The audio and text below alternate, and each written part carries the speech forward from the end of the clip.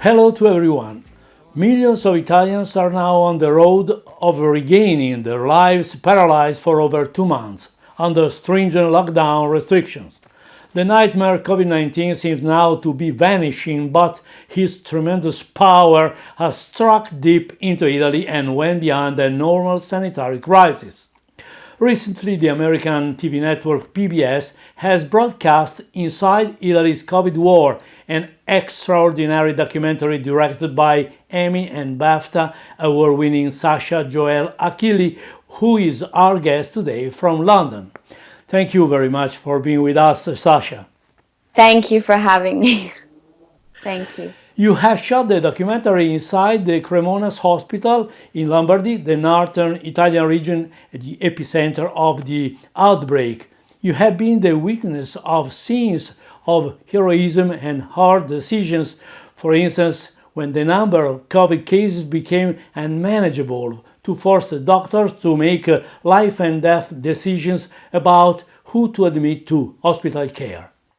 Yeah, when I arrived, I didn't really know what to expect. I had spoken, obviously what I knew was what I was reading in the papers, and I knew obviously the story of what was happening in Italy through my family who lived there.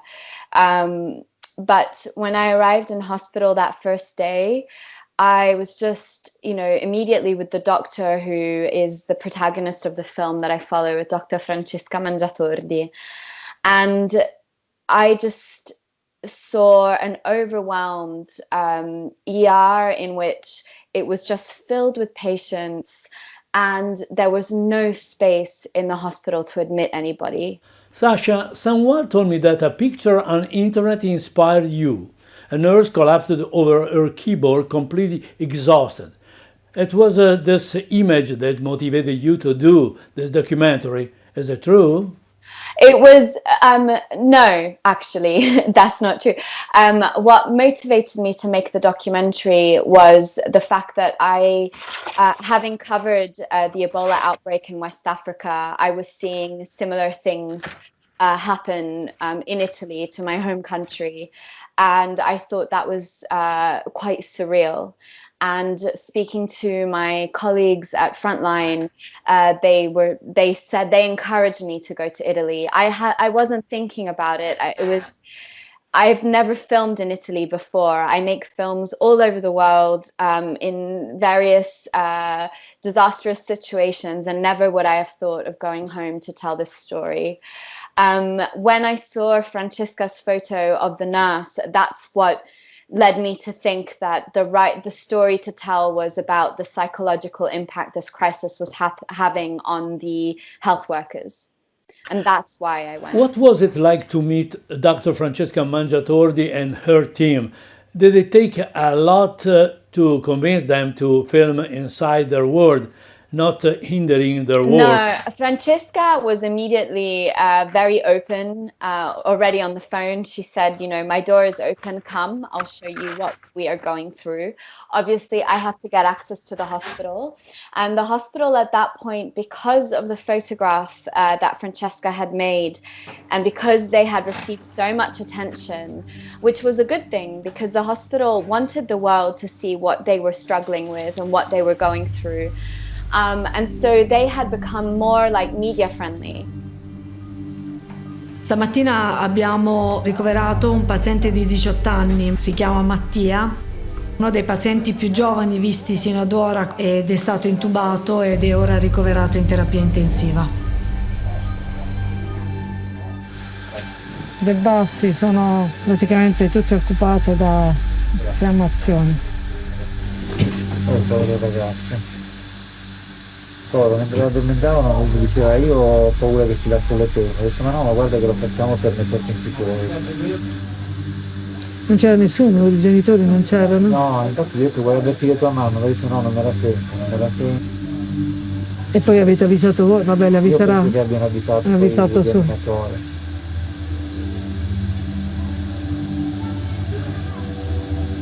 Ma porca di una miseria.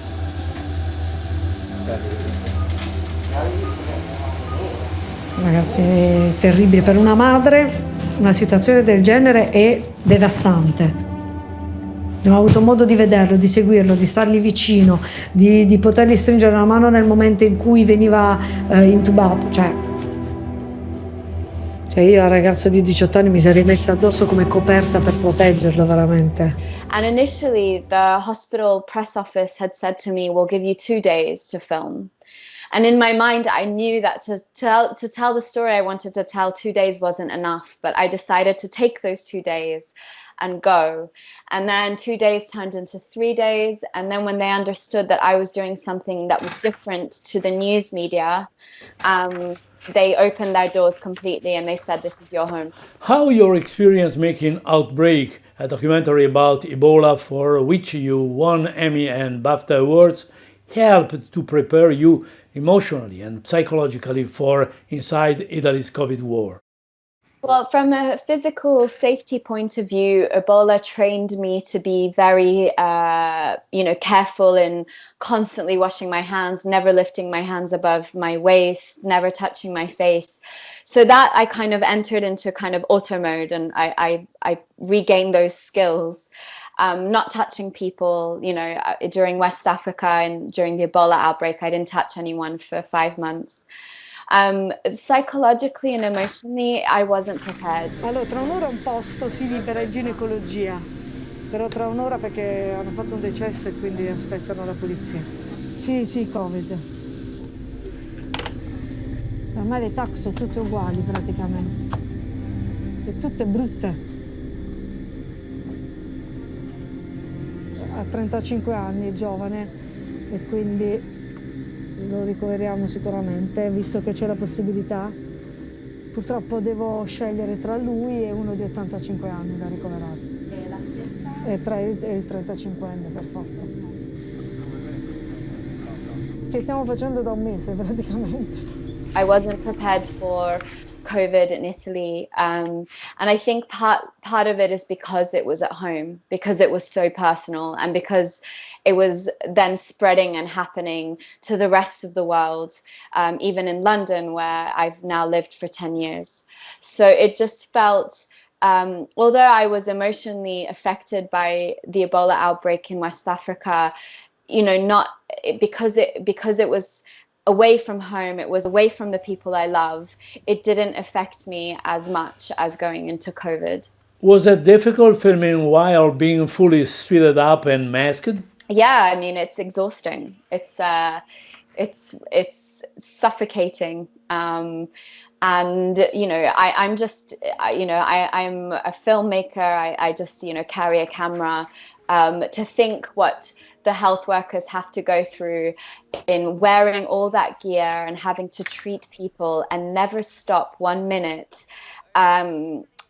it's just, it takes a lot of willpower, and then you get used to it, but it takes a while to get used to it. It's really hard. You were also able to film at the houses of some doctors.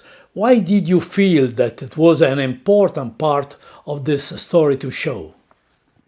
Because I didn't think that I could tell the story of the psychological impact this was having on health workers without filming them outside of the hospital. We all have two sides of our lives. We have our professional life when we're at work, where we are one person, and then there's a whole different side to us when we go home and we are with the people we love. And I wanted to tell the story of the impact this was having on the doctors and nurses, as well as on the families, to be able to tell the story of the Italian people in general. So I wanted to try and tell the story of Italy through this one micro reality. And I could only do that properly by going home and understanding what the other aspect of their life looked like. Sasha, you spent your career getting at the heart of difficult stories in some of the most remote parts of the world. What's your feeling when you see at home your own job being broadcast on TV from your sofa? It's I never think it's mine. I never think that the work is something that I've produced. So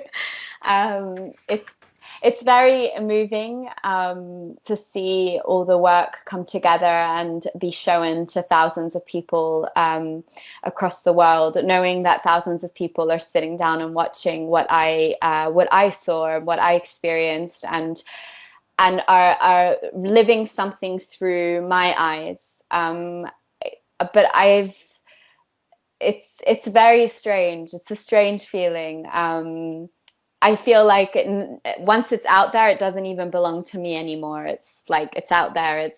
It's part of everybody else's life, and it's not mine anymore. To conclude, your personal feeling about how Italy faced the situation seriously, understanding this tremendous sanitary crisis since the first warnings, when other countries in the world hadn't realized that.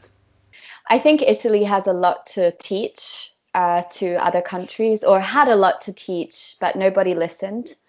Italy was very criticized at the beginning for the extreme measures it took, which I think were necessary, because now we're seeing the outcome, and hopefully we won't see a second peak. And I think, nobody was prepared. It's really hard to place blame on anyone. We all of us thought, it's happening in China. It's not going to come here.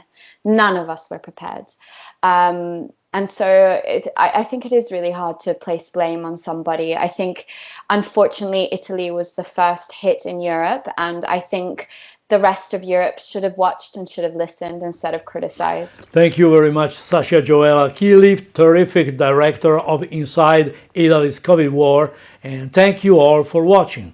See you soon.